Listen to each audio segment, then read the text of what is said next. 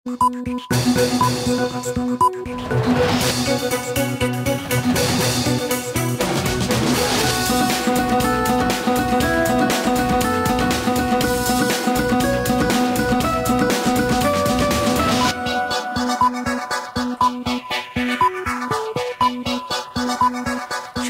স্বাগত দুপুরের মাছরাঙা সংবাদে। আপনাদের সঙ্গে আছি আমি সুমাইয়া সাজ্জাদ। শুরুতেই গার্ডিয়ান লাইফ ইন্স্যুরেন্স সংবাদ শিরোনাম।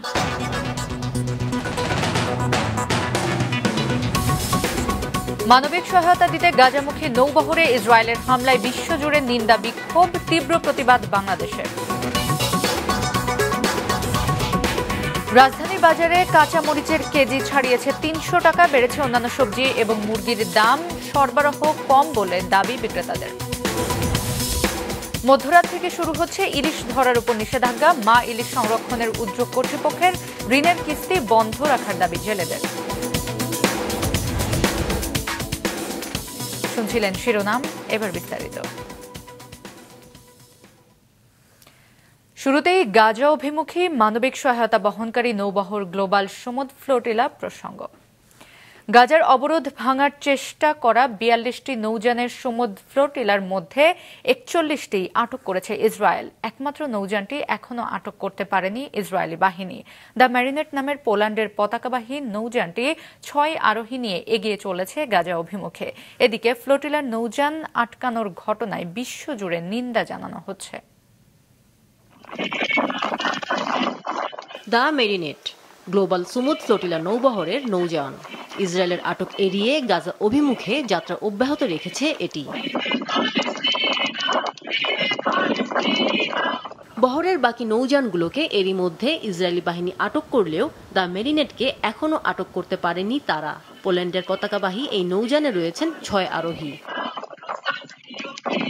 বৃহস্পতিবার সামাজিক যোগাযোগ মাধ্যমে প্রকাশিত এক ভিডিওতে ক্যাপ্টেন জানান, মেরিনেটের ইঞ্জিনে সমস্যা হলেও পরে তা ঠিক করা হয়।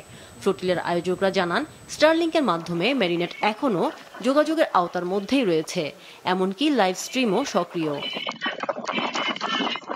ঘণ্টায় প্রায় ২.১৬ নটিক্যাল মাইল গতিতে এগিয়ে চলেছে নৌযানটি। শেষ খবর পাওয়া পর্যন্ত নৌযানটি গাজার আঞ্চলিক জলসীমা থেকে প্রায় ৮০ কিলোমিটার দূরে অবস্থান করছিল। ইনস্টাগ্রামে দেয়া এক পোস্টে গ্লোবাল সমুদ্র ফ্লোটিলা জানিয়েছে, অন্য নৌযানগুলো আটক করলেও মেরিনেট এখনও ভেসে চলছে। মেরিনেট ফিরে যাবে না বলেও জানানো হয়। বলা হয়, মেরিনেট শুধু একটি নৌযান নয়, মেরিনেট হলো ভয়, অবরোধ ও সহিংসতার বিরুদ্ধে দৃঢ়তা। ফ্লোটিলা বহরের বাকি নৌযানগুলোতে থাকা ৪৫০র বেশি অধিকার কর্মীকে আটক করেছে ইসরায়েল। তাদের মধ্যে সুইডিশ অধিকার কর্মী গ্রেটা থুনবার্গও রয়েছেন। তাদের ইউরোপে ফেরত পাঠানো হবে বলে জানিয়েছে ইসরায়েল। এদিকে ত্রাণবাহী নৌবহর গ্লোবাল সমুদ্র ফ্লোটিলার নৌযান আটকানোর ঘটনায় বিশ্বজুড়ে নিন্দা জানানো হয়েছে। দেশে দেশে বিক্ষোভকারীরা রাস্তায় নেমে ইসরায়েলের পদক্ষেপের তীব্র প্রতিবাদ জানান এবং দেশটির বিরুদ্ধে কঠোর নিষেধাজ্ঞার দাবি তোলেন। আমিনা লুসি, মাছরাঙা, নিউজ ডেস্ক। আন্তর্জাতিক জলসীমায় গাজা অভিমুখী মানবিক সহায়তা বহনকারী নৌযান আটকের ঘটনায় ইসরায়েলের কঠোর নিন্দা করেছে সরকার।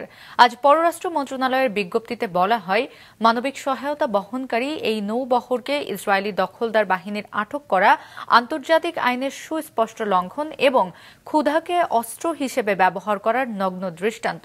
সরকার অবিলম্বে আটক মানবিক সহায়তাকারী ও কর্মীদের নিঃশর্ত মুক্তি, তাদের নিরাপত্তা ও কল্যাণ নিশ্চিত করার দাবি জানিয়েছেন।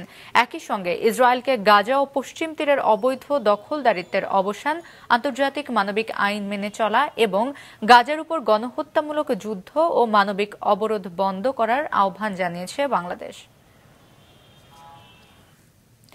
গাজা অভিমুখী মানবিক সহায়তা বহনকারী নৌযান আটকের ঘটনার প্রতিবাদে বিশ্বের বিভিন্ন দেশের মতো বাংলাদেশেও বিক্ষোভ হচ্ছে। দর্শক, এ নিয়ে বিস্তারিত জানাতে রাজধানীর বায়তুল মোকাররম মসজিদের সামনে থেকে সরাসরি যোগ দিচ্ছেন আমাদের সিনিয়র রিপোর্টার মাহমুদুল হাসান। মাহমুদ, বিক্ষোভ পরিস্থিতি কেমন দেখছেন?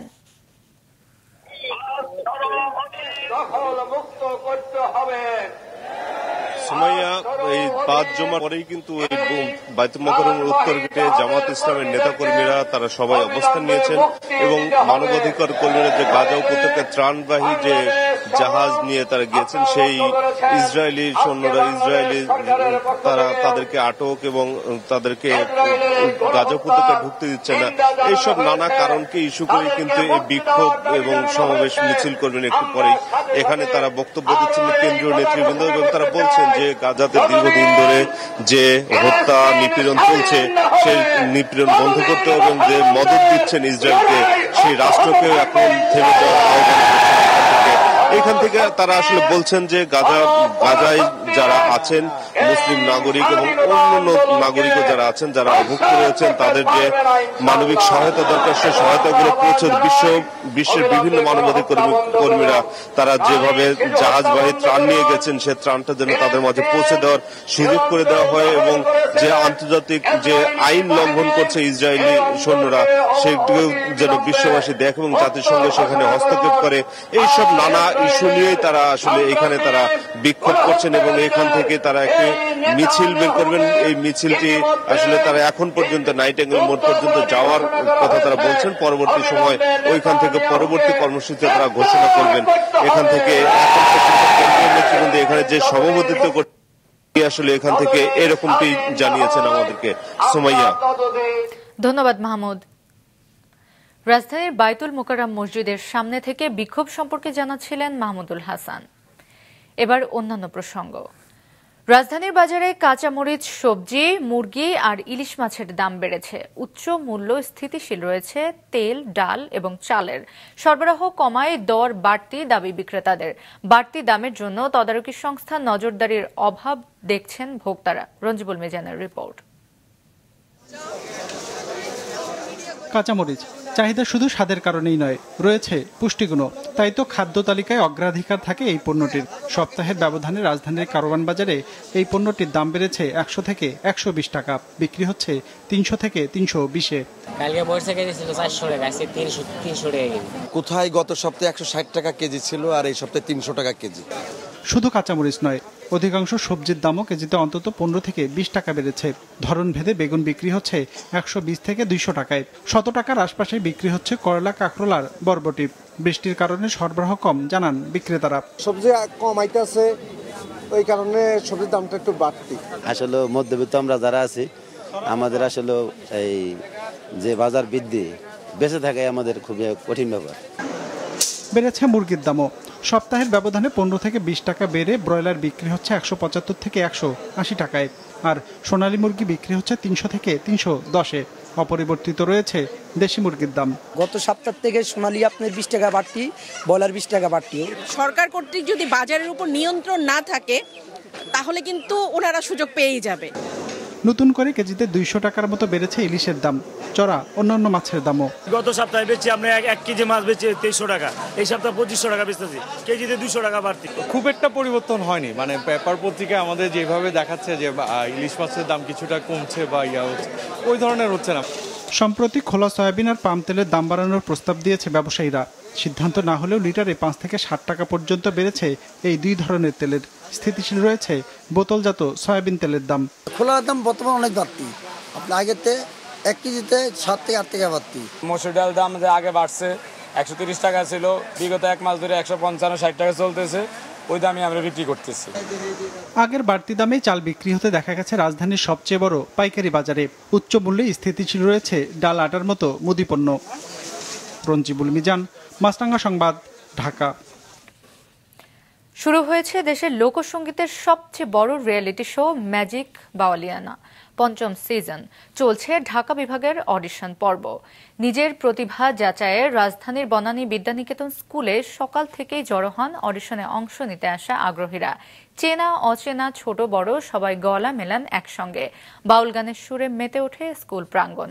লম্বা লাইনের রেজিস্ট্রেশন শেষে প্রতিযোগীরা মুখোমুখি হন বিচারকদের।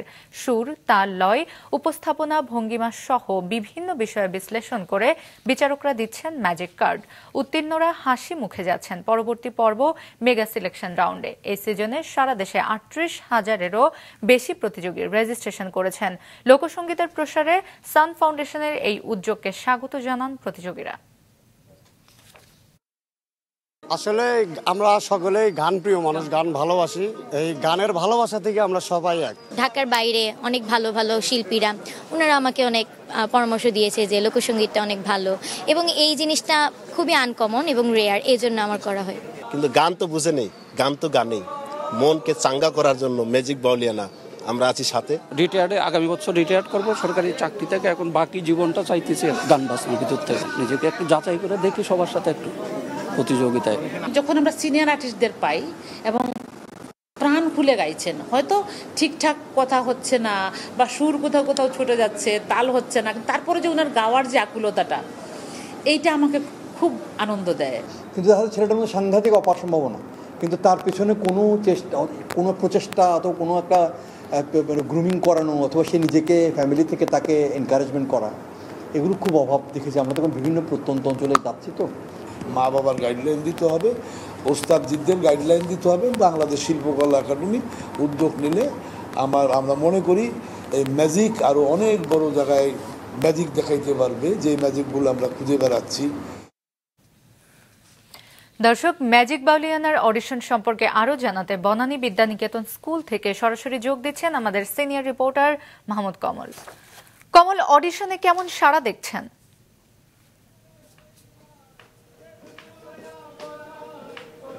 সুমাইয়া, অডিশনের সারা আপনি পেছনে যদি একটু লক্ষ্য করেন তাইলে বুঝতে পারবেন যে এই যারা আছে তারা কিন্তু কেউ কাউকে চেনেন না, তারা একসাথে এখানে এসে পরিচয় হয়েছেন এবং এই টানা বৃষ্টি পড়েছে, তারা বারান্দায় যে দাঁড়িয়েছে এবং এরপর থেকেই কিন্তু তারা একের পর একজন আরেকজনকে উৎসাহ দিচ্ছেন, একজন আরেকজনকে সাপোর্ট করছেন, চর্চা তারা চালিয়ে যাচ্ছেন। কারণ কিছুক্ষণ পর এই দুপুরে হচ্ছে তাদের অডিশন। সেই অডিশনের জন্য একজন আরেকজনকে যত রকম পারে অনুপ্রেরণা দেওয়ার, সেই অনুপ্রেরণা দেওয়ার চেষ্টা করছেন। এতেই আসলে বোঝা যায় যে ম্যাজিক বাউলিয়ানার যে সার্থকতার জায়গা, যে সবাইকে এক করা, একটা লোকসঙ্গীতের যেই মূল শক্তি, সেই শক্তি সবার মধ্যে ছড়িয়ে দেওয়া, সেই জিনিসটাই কিন্তু এখানে এসে দেখা যাচ্ছে। এবং বিচারক যারা বলছেন তারাও সবচেয়ে বেশি আশাবাদী হয়েছেন এই জন্য যে এই যে একটা উদ্যোগ, সেটি তারা সবচেয়ে বেশি বলছেন যে যারা ছোট ছোট বাচ্চা এখানে এসেছিলেন তাদের অভিভাবকরা তাদেরকে নিয়ে এসছেন। এই যে লোকসঙ্গীতের একটা বীজ ছোট থেকেই বুনে দেওয়া, সেইটা হয়তো একটা সময় যে অনেক বড় শক্তি হয়ে উঠবে, সেইটাকে তারা সবচেয়ে বেশি একটা গুরুত্ব দিচ্ছেন বা তাদেরকে আরও বেশি আশাবাদী করে তুলছে। এবং তারা বলছেন যে এই যে এই চর্চাটা ম্যাজিক শুরু করেছে এই বাউলিয়ানার এই প্রতিযোগিতার মাধ্যমে, সেটি নিঃসন্দেহে সেটা শুধু দেশে না, দেশের বাইরেও আসলে সমানভাবে ছড়িয়ে যাবে, সেই চেষ্টাই কিন্তু করছেন এই ম্যাজিক বাউলিয়ানার আয়োজকরা। সুমাইয়া, ধন্যবাদ কমল। বনানী বিদ্যানিকেতন স্কুল থেকে ম্যাজিক বাউলিয়ানার অডিশনের খবর জানাচ্ছিলেন মাহমুদ কমল। ভাষা সংগ্রামী আহমদ রফিক মারা গেছেন। গত রাত 10:12 রাজধানীর বারডেম হাসপাতালের নিবিড় পরিচর্যা কেন্দ্রে তিনি ইন্তেকাল করেন। তার বয়স হয়েছিল 96 বছর। তার মৃত্যুতে শোক প্রকাশ করেছেন প্রধান উপদেষ্টা ডক্টর মোহাম্মদ ইউনূস। গত রোববার তাকে বারডেমে ভর্তি করা হয়। বুধবার বিকেলে লাইফ সাপোর্টে নেওয়া হয়। কিডনির সমস্যার পাশাপাশি সম্প্রতি কয়েকবার মাইল্ড স্ট্রোক হয়েছিল তার। ভাষা আন্দোলন ও রবীন্দ্রনাথ ঠাকুর বিষয়ে গবেষণা করেছেন আহমদ রফিক। তার কবিতা, প্রবন্ধ, ভাষা আন্দোলনের ইতিহাস, গবেষণা মিলিয়ে লিখিত ও সম্পাদিত গ্রন্থের সংখ্যা শতাধিক। 21 পদক, বাংলা একাডেমি পুরস্কার সহ বহু পুরস্কার ও পদক পেয়েছেন তিনি। 1929 সালের 12 সেপ্টেম্বর ব্রাহ্মণবাড়িয়ায় জন্মগ্রহণ করেন আহমদ রফিক। সর্বস্তরের মানুষের শ্রদ্ধা নিবেদনের জন্য আহমদ রফিকের মরদেহ কাল সকাল 11টায় নেওয়া হবে কেন্দ্রীয় শহীদ মিনারে। আজ মধ্যরাত থেকে শুরু হচ্ছে ইলিশ আহরণে 22 দিনের নিষেধাজ্ঞা বহাল থাকবে 25 অক্টোবর পর্যন্ত। মৌসুমের শুরুতে প্রাকৃতিক দুর্যোগ সহ নানা কারণে কাঙ্ক্ষিত ইলিশের দেখা না পেলেও গত কয়েকদিন ধরে জেলেদের জালে ধরা দিচ্ছিল রূপালী ইলিশ। এরই মধ্যে এ নিষেধাজ্ঞায় অনেকটাই ম্লান হয়ে গেছে জেলেদের মুখের হাসি। জেলা রিপোর্টারদের পাঠানো তথ্য ছবি নিয়ে ডেস্ক রিপোর্ট। মা ইলিশ রক্ষা ও জাটকা সংরক্ষণ অভিযান আজ মধ্যরাত থেকে শুরু হচ্ছে। এবারের অভিযানে পদ্মা মেঘনার 70 কিলোমিটার অংশ ইলিশের অভয়াশ্রম হিসেবে থাকবে। এ সময় ওই এলাকায় ইলিশ ধরা, পরিবহন, বিপণন ও মজুতের নিষেধাজ্ঞা দিয়েছে সরকার। ইতোমধ্যে লক্ষ্মীপুরের মেঘনা নদী থেকে নৌকা ও জাল সরিয়ে নিয়েছেন জেলেরা। জেলা মৎস্য অধিদপ্তর জানিয়েছে, নিষেধাজ্ঞার সময় নিবন্ধিত জেলেদের প্রত্যেককে 25 কেজি VGF এর চাল সরবরাহ করা হবে। তবে জেলেরা জানায়, বরাদ্দকৃত চাল লুটপাট হয়। এই 22 দিন আমরা বেকার, আমার ছেলে মেয়ে ভরাইতে কষ্ট, কিস্তি চালাইতে কষ্ট। এই অভিযানের উপলক্ষে আমাদের যে একটা বরাদ্দ দেওয়ার কথা, যত সময় জানি বরাদ্দটা দেওয়া হয়, তাহলে আমরা উপকৃত হব। এদিকে নিষেধাজ্ঞার খবরে নদী ও সাগর থেকে ফিরতে শুরু করেছে নোয়াখালীর দ্বীপ উপজেলা হাতিয়ার জেলেরা। তবে জেলেদের অভিযোগ, প্রথমে 22 দিন, তারপরে 60 দিন, সবশেষ 65 দিনের নিষেধাজ্ঞা জেলেদের জীবিকাকে বিপন্ন করে তুলেছে। এখন যে পরিমাণে মাছ লাগতেছে, এই সময়টাতে আমরা মাছ ধরার কথা, কিন্তু মাছ ধরতে পারতেছি না। এই অভিযানটা যদি 13 তারিখে ভারতের সাথে মিলিয়ে দিত, তাহলে আমাদের জেলেরা এবং আমরা ব্যবসায়ী যারা আছি, তারা নদীতে যে মাছ দেখা দিছে, আমরা খুব উপকৃত হইতাম। পটুয়াখালীর বিভিন্ন নদ নদী ও সাগর থেকে ফিরে আসা জেলেরা জানিয়েছেন, সরকারের সিদ্ধান্তে জেলেরা ইলিশ আহরণে না নামলেও নিষেধাজ্ঞার সময় ভারতীয় জেলেরা বাংলাদেশের জলসীমায় প্রবেশ করে ইলিশ আহরণ করে। পাশাপাশি রাষ্ট্র যা আছে একসাথে অবরোধ হয় না। আমরা অবরোধ মানলে এই ডিম ছাড়লে 15 দিন পর আমরা ফিরে গেলে নামিয়ে ধরতে পারি, কিন্তু 12 তালার আই সব ধরিলেই। তবে মা ইলিশ সংরক্ষণ সফল করতে নানা উদ্যোগের কথা বলছেন জেলা মৎস্য কর্মকর্তা। আমাদের সমুদ্র সীমায় নিরাপত্তার জন্য বাংলাদেশ নৌবাহিনী এবং বিমান বাহিনী তারা সংযুক্ত থাকবে। আমরা এবার বিশ্বাস করি যে সমুদ্র সীমায় বাইরের দেশের কোনো দেশে ট্রলার এসে আমাদের মৎস্য শিকার করতে পারবে না। নিষেধাজ্ঞা চলাকালীন সময় বিভিন্ন এনজিওগুলোর সাপ্তাহিক কিস্তি বন্ধের দাবি জানিয়েছেন ভোলার জেলেরা। নিষেধাজ্ঞাকালীন সময়ে সরকারি সহায়তা দিয়ে জেলেদের পাশে থাকার আশ্বাস জেলা মৎস্য কর্মকর্তার। মাছ ধরার বিরত জেলেদের আর্থিক খাদ্য সহায়তা বাবদ তাদেরকে 25 কেজি করে চাল দেওয়ার চিন্তা ভাবনা আছে সরকারের, বিগত বছরের মতোই। সরকারি প্রণোদনা যেন লুটপাট না হয়, সেটা নিশ্চিতের দাবি জানিয়েছেন জেলেরা। সাদিকুর রহমান সিদ্দিকী, মাছরাঙা, নিউজ ডেস্ক। দর্শক, ইলিশ আহরণের নিষেধাজ্ঞা নিয়ে কিছুক্ষণ আগে আরো জানিয়েছেন লক্ষ্মীপুর রিপোর্টার শাকির মোহাম্মদ রাসেল। 12টার পর থেকে আগামী 25শে অক্টোবর পর্যন্ত টানা 22 দিন এই কার্যক্রম অব্যাহত থাকবে। আমি এই মুহূর্তে দাঁড়িয়ে আছি লক্ষ্মীপুরের মৎস্যহাট মেঘনা নদীর এলাকায়। এখানে এসে দেখেছি যে জেলারা যথারীতিভাবে আইন মেনে, অর্থাৎ আজকে থেকে তারা তাদের কার্যক্রম শুরু করেছে। অর্থাৎ ইতিমধ্যে তারা নৌকা তুলে নিয়ে এসেছে এবং তারা জাল বুনছে।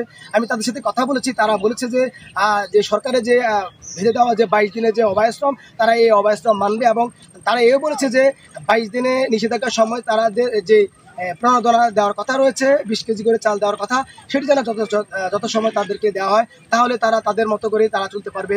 তারা আমাদেরকে বলেছে যে আসলে 22 দিনের যে অভিযান রয়েছে, এই 22 দিনে তাদের যে প্রণোদনা দেওয়ার কথা, সেটি তাদের জন্য নগণ্য এবং সামান্য। এটা দিয়ে তাদের সংসার এবং তাদের সন্তানদের লেখাপড়ার খরচ চালাতে তারা হিমশিম খাবে। এ ছিল আমার কাছে লক্ষ্মীপুরের সর্বশেষ তথ্য। নিম্নচাপের প্রভাবে ঢাকায় থেমে থেমে বৃষ্টি হচ্ছে। নিম্নচাপটি বর্তমানে ভারতের অন্ধ্রপ্রদেশ ও উড়িষ্যার উপর স্থল নিম্নচাপ আকারে অবস্থান করছে, যা দুর্বল হয়ে ধীরে ধীরে বিহার ও রংপুর এলাকা দিয়ে দেশে প্রবেশ করে আগামী 5 ও 6 তারিখ রংপুর রাজশাহী বিভাগে ভারী বৃষ্টিপাত ঘটাবে বলে জানিয়েছে আবহাওয়া অফিস। এছাড়াও আগামী 7 থেকে 10 দিন দেশ জুড়ে বিক্ষিপ্তভাবে মাঝারি থেকে ভারী বৃষ্টি হবে। নিম্নচাপের প্রভাব কেটে যাওয়ার পর মৌসুমী বায়ু বিদায় নিতে শুরু করবে। এদিকে এখনো সব সমুদ্র বন্দরে 3 নম্বর স্থানীয় সতর্কতার সংকেত বহাল রয়েছে।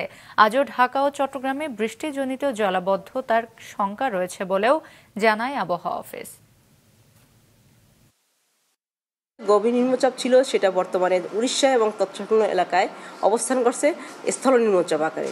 ক্রমান্বয়ে আরও দুর্বল হয়ে এটা ঘুরে রংপুরে এদিকে যখন আসবে, তখন রংপুর এবং রাজশাহী ওই এলাকায় বৃষ্টিপাতের অ্যাক্টিভিটি বাড়তে পারে এবং সেটা 5 তারিখ এবং 6 তারিখ সকাল পর্যন্ত। আর আগামী 7 থেকে 10 দিন বৃষ্টিপাত হতে পারে এবং সেটা মৌসুমী বায়ু আমাদের এই অক্টোবর মাসে মাঝামাঝি বিদায় নেবে, তার আগে একটা বৃষ্টিপাত দিয়ে থাকে, সে কারণে বৃষ্টিপাতটা হতে পারে।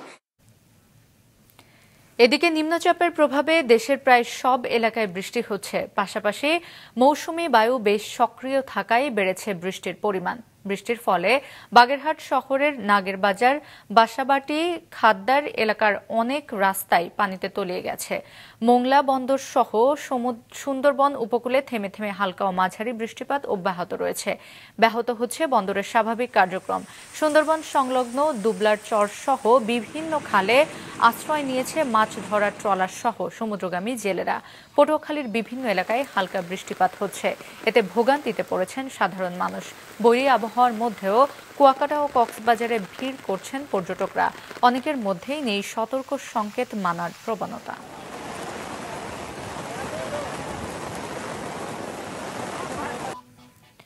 প্রতিমা বিসর্জনের সময় গাজীপুরের কালিয়াকৈরে নৌকাডুবিতে 2 শিশু নিখোঁজের 14 ঘণ্টা পর অঙ্কিতা নামে এক শিশুর মরদেহ উদ্ধার করেছে ফায়ার সার্ভিস। সকালে কালিয়াকৈরের তুরাগ নদী থেকে তার মরদেহ উদ্ধার করা হয়। গতকাল সন্ধ্যার দিকে কালিয়াকৈর তুরাগ নদীতে একটি নৌকা দিয়ে প্রতিমা বিসর্জনের সময় অন্য একটি নৌকার ধাক্কায় শিশুসহ একটি ইঞ্জিন চালিত নৌকা উল্টে ডুবে যায়। এ সময় নৌকায় শিশুসহ 18 থেকে 20 জনের মতো লোক ছিল। অন্যরা সবাই সাঁতরিয়ে পাড়ে উঠতে পারলেও 2 শিশু নিখোঁজ ছিল। নিখোঁজ অঙ্কিতার মরদেহ উদ্ধার হলেও এখনও তন্ময় নামের আরেক শিশু নিখোঁজ রয়েছে। উদ্ধার কার্যক্রম অব্যাহত রয়েছে বলে জানিয়েছে উপজেলা নির্বাহী কর্মকর্তা।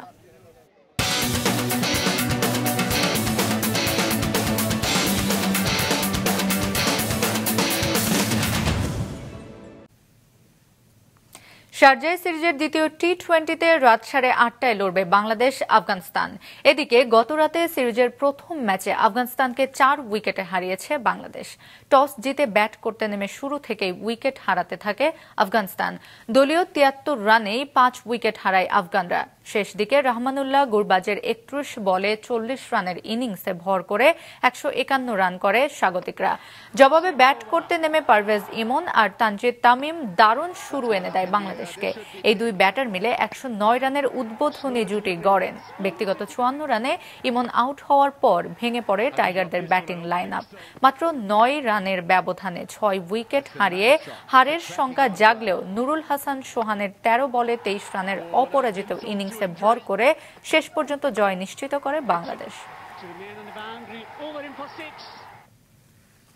দুপুরের সংবাদ শেষ করছি। যাবার আগে গার্ডিয়ান লাইফ ইন্স্যুরেন্স সংবাদ শিরোনামগুলো আরো একবার। মানবিক সহায়তা দিতে গাজামুখী নৌবহরে ইসরায়েলের হামলায় বিশ্বজুড়ে নিন্দা বিক্ষোভ, তীব্র প্রতিবাদ বাংলাদেশের।